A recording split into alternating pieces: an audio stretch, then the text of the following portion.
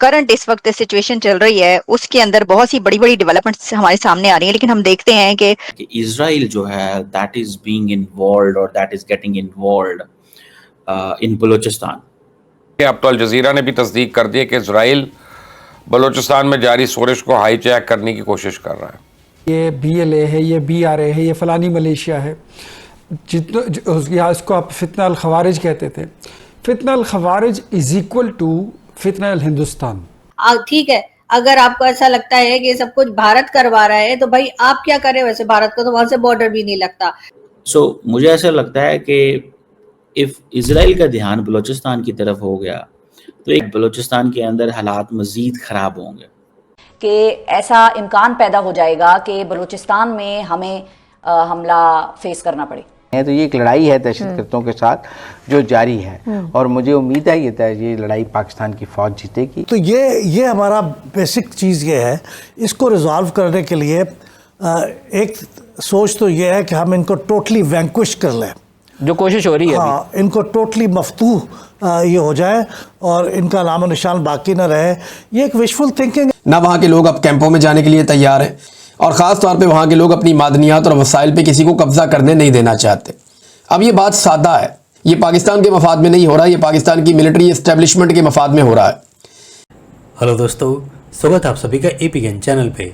तो फ्रेंड्स, आइए देखते हैं पाकिस्तानी मीडिया की लेटेस्ट वीडियो। तो दोस्तों, जैसा कि आपने देखा होगा कि पिछले कुछ समय से जिस तरह से बलूचिस्तान के अंदर BLA वालों ने पाकिस्तानी आर्मी की खटिया खड़ी की है और बलूचिस्तान पाकिस्तानी आर्मी के यानी पाकिस्तान के कंट्रोल से बाहर होता जा रहा है। पर क्योंकि बलूचिस्तान के अंदर जैसा कि बताया जाता है बहुत सारे नेचुरल और रेयर मिनरल्स हैं जिनको पाकिस्तानी आर्मी, चाहे वो अमेरिका हो या फिर चाइना, उनको बेच करके खूब पैसे बनाना चाहती है, और इसीलिए पाकिस्तानी आर्मी किसी भी कीमत पर बलूचिस्तान के अंदर अपना कंट्रोल खोना नहीं चाहती, और इसीलिए बलूचिस्तान के अंदर बढ़ते आज़ादी की लहर को रोकने के लिए यह कहना शुरू किया कि उनको भारत सपोर्ट कर रहा है, और उसी बहाने बलूचों पर अटैक करके पाकिस्तानी आर्मी ने बलूचिस्तान पर कंट्रोल लेने की कोशिश की, बट वो नाकाम रहा। और इसीलिए अब पाकिस्तानी आर्मी और पाकिस्तान एक और नया शगुफा छोड़ रही है कि अब बलूचिस्तान के अंदर इजराइल भी दखल देने वाला है, जहाँ तक ये बात लगती है। लेकिन ज़रा सोचिए, अगर सचमुच में इजराइल ने बलूचिस्तान के अंदर दखल देना शुरू किया तो पाकिस्तानी आर्मी और पाकिस्तान का जो बलूचिस्तान पे कंट्रोल बचा है वो भी उसके हाथ से जाएगा। तो दोस्तों, इस पर आपका क्या कहना है, आप नीचे कमेंट करके बता सकते हैं। Thank you.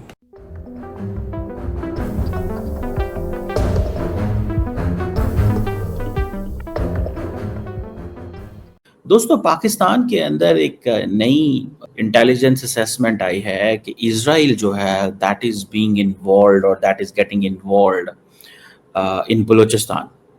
ये देखें कि I think somehow India has made Israel realise that why Balochistan is important for Israel, because आपको पता है कि जो बलूचिस्तान का जो टेरिटरी है that is attached with Iran, और ये जो डेंजरस रिलेशनशिप है पाकिस्तान और ईरान का, इसमें ये कहा जा रहा है कि जनाब कहीं पे पाकिस्तान टैक्टिकल न्यूक्लियर वेपन्स तो तेहरान को नहीं दे देगा।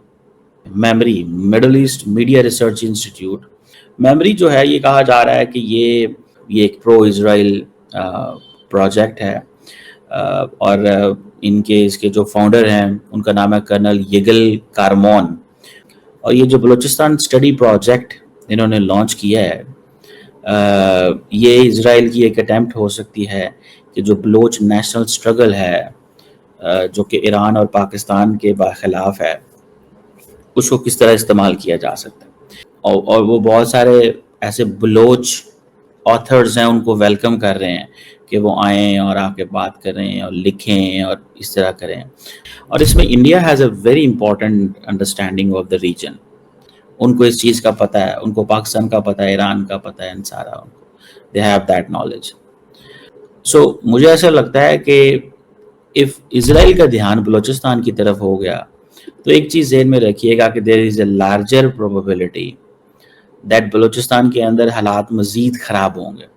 दूसरी तरफ आप देखें कि एक तरफ जो इंडिया की ऑलरेडी बहुत ज़्यादा अंडरस्टैंडिंग है बलूचिस्तान की। इंडिया काफ़ी ज़्यादा रिसोर्सेज अपने बलूचिस्तान में लगाए हुए हैं उसने। दूसरी तरफ इजराइल अगर बीच में आ जाता है और वहाँ पे काउंटर इंसर्जेंसी हो रही है, ठीक है, और मामलात वहाँ पे ख़राब रहते हैं। पाकिस्तान को इस चीज़ की फिक्र है कि ये जो बलोच नेशनलिस्ट हैं ये कहीं इजराइल के हाथ में ना लग जाएं। एंड इफ बलोच नेशनलिस्ट अगर इजराइल के हाथ लग गए तो that is going to be the most dangerous thing. Already खित्ते के अंदर हॉस्टाइल एजेंसीज की प्रेजेंस मौजूद है। And when I talk about the hostile agencies, so it's not one country, there are other countries as well. I don't want to name them, but there are other countries that they keep an eye on Balochistan, they keep an eye on Gwadar, they keep an eye on the developments, they keep an eye on economic development, growth of Balochistan. वो इन चीज़ों पर बहुत ज़्यादा ध्यान रखते हैं। लेकिन Israel की यहाँ पे आना या चीज़ होना ये एक नई चीज़ है।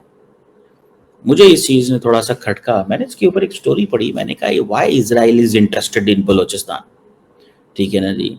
सो मुझे लगता है कि ये जो बलूचिस्तान का ये जो कॉज है, इसमें अगर ये नेशनलिस्ट जो हैं वो अगर खेलना शुरू कर देंगे in the hands of Israeli deep state, ठीक है जी, तो देखिए पाकिस्तान की ऑलरेडी जो पॉलिटिकल स्पेस है बलूचिस्तान के अंदर वो कॉम्प्रोमाइज़ है। वहाँ पे गवर्नमेंट मौजूद है लेकिन बहुत सारी जगहों पे people have a different version. और क्योंकि ईरान के और बलूचिस्तान की आपस में सरहदें मिलती हैं, तो अब ये चीज़ जो है ना वो इजराइल इसके ऊपर फोकस करवा रहा है, इंडिया इसके ऊपर फोकस करा रहा है कि और इजराइल का आपको पता मोडस ऑपरेंडी बड़ा डिफरेंट होता है। सो पाकिस्तान डज बिलीव कि ये जो बलोच ऑर्गेनाइजेशन है अगर ये इनके हाथ लग गई तो बहुत बड़ा तमाशा शुरू हो जाएगा। अब तो अल जज़ीरा ने भी तस्दीक कर दी है कि इजराइल बलूचिस्तान में जारी शोरिश को हाईजैक करने की कोशिश कर रहा है। फितनतुल हिंदुस्तान के कारिंदे अपने आका अजीत देवल के इशारे पर अब इजराइल के लिए ईरान के खिलाफ भी जासूसी करेंगे। लेकिन अल्हम्दुलिल्लाह पाक फौज ने जिस तरह उन्हें चुन चुन कर अंजाम तक पहुँचा रही है ना, मुझे नहीं लगता मोसाद और रॉ की ये प्लानिंग कभी भी कामयाब होगी। Field marshal general Asim Munir China का कामयाब दौरा करके वापस आ गए और इस दौरे में उन्होंने अंदरूनी और बैरूनी ख़तरात का मुकाबला करने की हिकमत अमली पर तबादला ख्याल किया।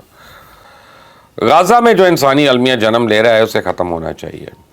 रोज़ाना की बुनियाद पर लोग भूख से मर रहे हैं, लेकिन इजराइल गाज़ा में बैरूनी इमदाद पहुँचाने की इजाज़त ही नहीं दे रहा।